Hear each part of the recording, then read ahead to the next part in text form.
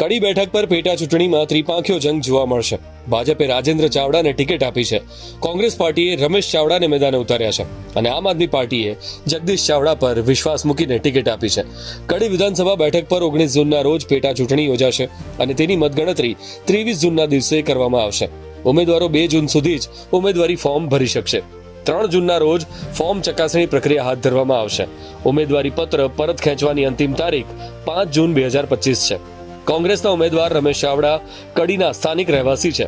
રમેશ ચાવડા અગાઉ ભાજપના ઉમેદવાર હિતુ કનોડિયા સામે ચૂંટણી જીત્યા હતા. જોકે ભાજપના કરસન સોલંકી સામે રમેશ ચાવડાની હાર થઈ હતી.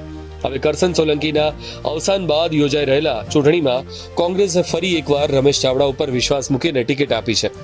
ભાજપે કડી વિધાનસભા માટે રાજેન્દ્ર ચાવડાને ટિકિટ આપી છે.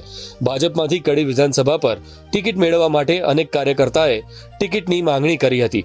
જોકે બીજેપીએ રાજેન્દ્ર ચાવડા પર ભરોસો મૂક્યો છે. રાજેન્દ્ર ચાવડા અગાઉ જોટાણા પરથી ચૂંટણી લડ્યા હતા.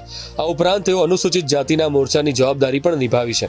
હવે ભાજપે તેમના પર વિશ્વાસ મૂકીને કડીના ઉમેદવાર બનાવ્યા છે.